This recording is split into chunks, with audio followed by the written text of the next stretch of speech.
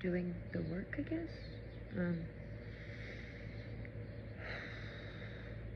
The first memory was of a man hiding behind the reclining chair in our living room. I was 5. I remember the first set of stairs, and I remember my bedroom, and my father screaming. I was left home alone by a friend that lived with us, was supposed to babysit me, I guess. And then the second image I saw was me standing on the sidewalk, bleeding.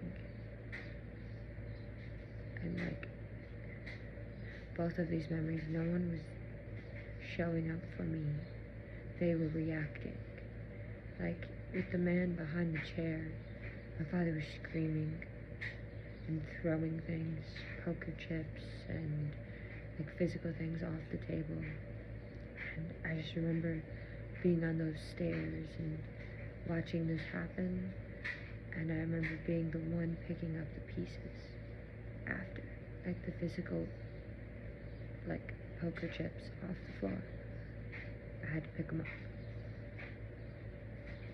And on the sidewalk, I remember falling.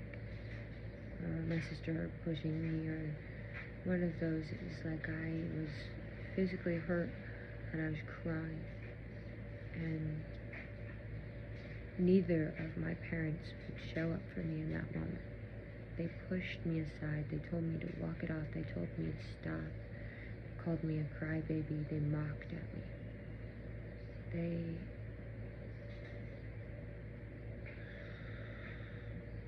rejected me, abandoned me.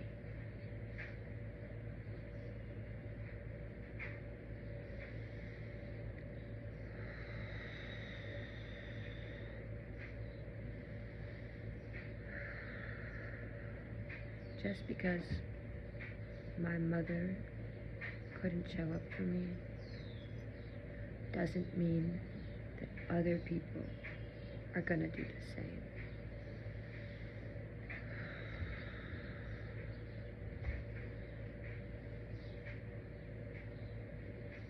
It's like this fight between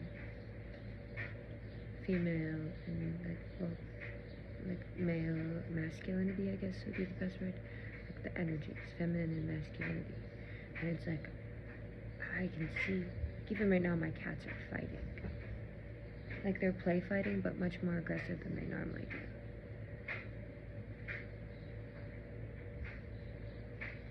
And I'm on a shift right now. Like I am leaving this environment that I'm currently in. I'm moving in 2 weeks. I'm getting things that I had once back to continue to process through them. I recently met somebody that saw me, made me feel physically seen more than I've ever had before, and it was like a moment and then it was gone. And I'm reading Wheels Reinvented by Onami. I picked up this book. I bought this book like a week and a half ago. I've looked at some of her books. I haven't fully read any of them, but I keep going back to her for her knowledge. And I was getting messages today to like go back and look at my energy. And yesterday I went for a walk in the woods and I just like felt this abandonment more than anything. Because when people do not reply to me,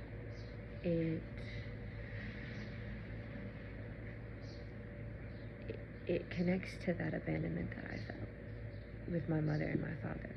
It connects to that first moment when I was on the sidewalk crying, bleeding, and needing someone to hold me, needing someone to be there for me, and no one was.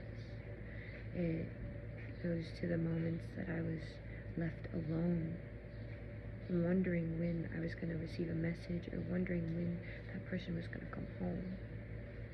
And I see myself at that same doorstep right now, wondering when somebody's going to reply, wondering when they're going to get back with me. And like, I know that is like not me in my femininity at all. That's me trying to control. And it's like, I even experienced last night, like trying to control it, and then when I looked deeper in it and I hit the emotion, like the waterworks, the feeling, I just shut down. I shut down completely. Like, I couldn't even express anything. And it's like, I only was able to when someone that I became friends with recently was able to nudge me and nudge me and nudge me until I got angry about my situation, until I spoke about the situation, until I like said what I was feeling, and then it connects me back to the first time I ever felt that, the first time like I ever experienced that form of rejection and that form of abandonment.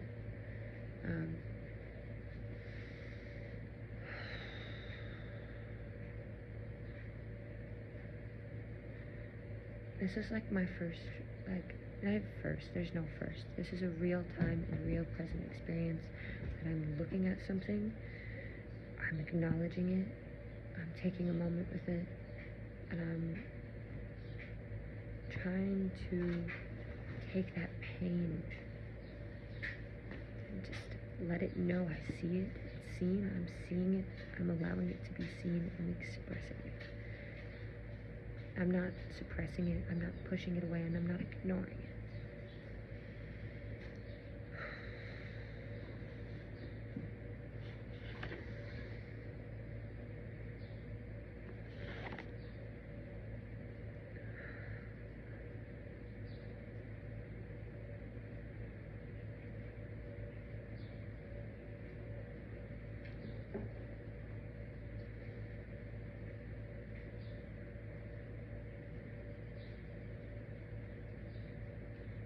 Oh, and I'm reading the book as I do this, because like one of her biggest like things she said is like, don't go too far forward, like take your time in it, is what I got from it. Like, there's questions, there's things you have to apply, like this is real work.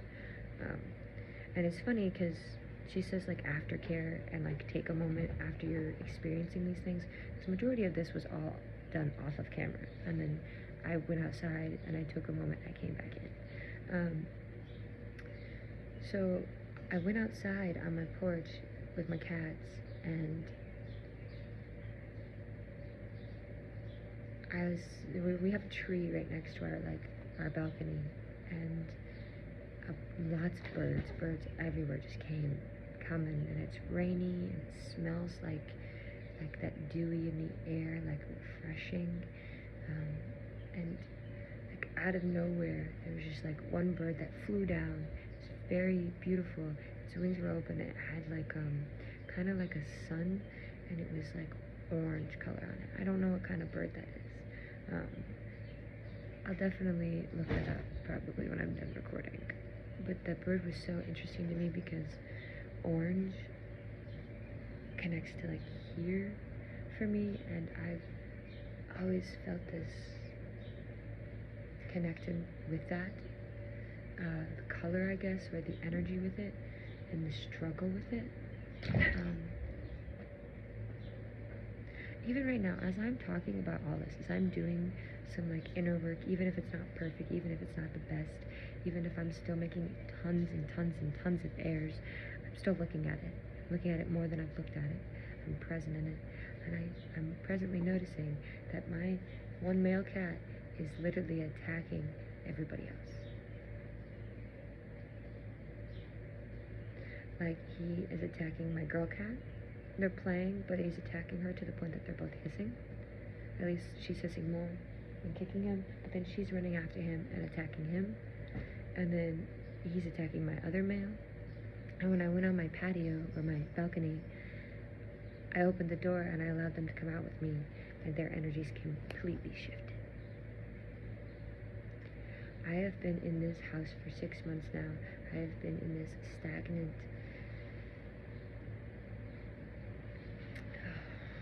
war energy. Attack. Let's poke them, let's pry them. What else do I have to do? Let's poke. It's just like, I don't know. That's a lie. I do know. It is the whole reason that my entire reality is shifting as it is right now. It is the whole reason that, I'm even recording this right now. This is like my first recording I've ever made of me truly talking in an authentic way that wasn't forced. And I'm not even showing up in my best way. My hair hasn't been brushed. I mean, I'm wearing my pajamas, but I'm showing up in the most truthful way that I can right now. And I know that I have to transform. I cannot keep being bitter. I cannot keep being unforgiving. I cannot stick in that lower energy field that is creating this like war instead of this play, instead of this climbing trees,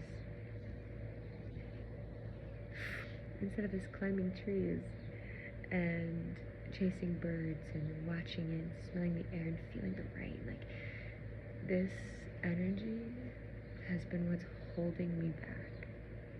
The fear of it, it's like something that you gotta like shake out.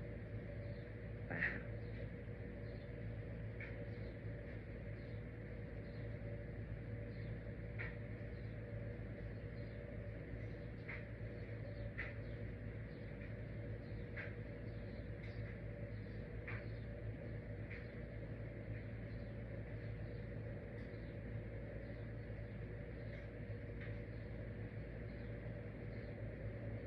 Even says in the book right here, when you're wondering what memories to, choose from your childhood, which ones are right, when you start asking yourself this question. And so, like, I'm gonna break it down a little bit so you know, because I don't know if I said it in this video. When you're feeling something, like currently, someone does something, it causes you to feel something, take that, not only look at that, but then try to feel that. Then feel the first time you ever felt that. Describe the emotion you have. Feel the first time you ever felt that. For me, I felt abandoned. I felt left alone. I felt unsafe. I felt unseen. I felt unheard. And then it gave me images in my head of when I was before the age of 9. And that's one of the things she says in here, that like, don't distract yourself with all of the memories that try to come up. Really allow yourself to feel. And the first memory that comes, usually before the age of 9, is where the root is. It's where this all started.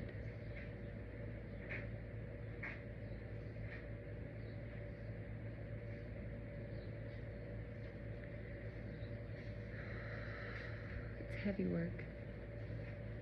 It is heavy work, and you honestly just like feel the tightness, the blockages, the energy just like being like, wait, what? Wait, what's going on?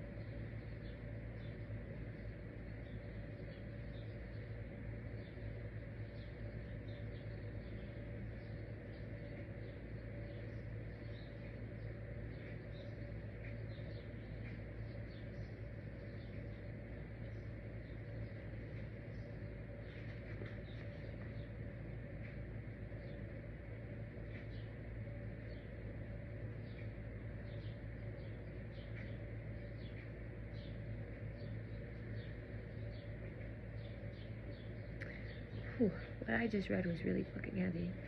She basically is explaining that we need to take responsibility for it. Whatever happened, take the responsibility, because in the responsibility there's power. There's power in it. And it's like, if we're blaming other people, we're giving other people our power. It doesn't matter if, it doesn't matter whether you deserved what happened or you didn't, or like you're the victim or the abuser. None of that. It's about taking the responsibility of how you got there, what's happening, and taking that responsibility to change it.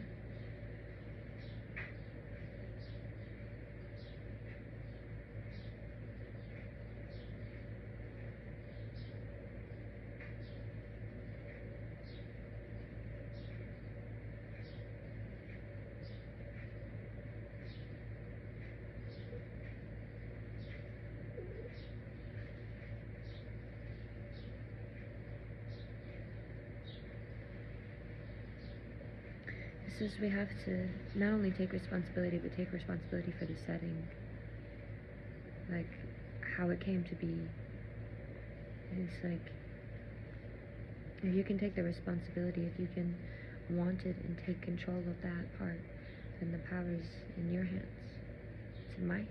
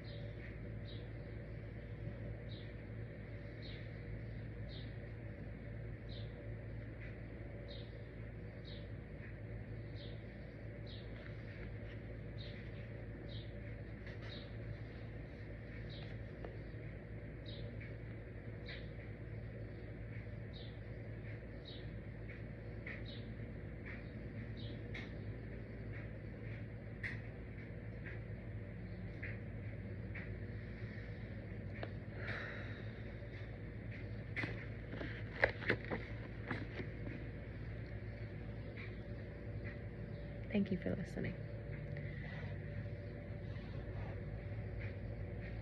Just because they didn't see you doesn't mean you won't see you. Just because they couldn't hold you doesn't mean that you won't hold you.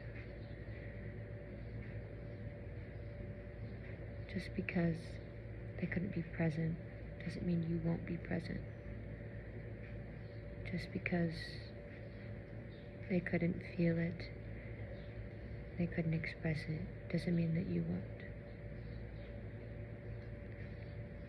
Just because they were like that doesn't mean you won't be like that.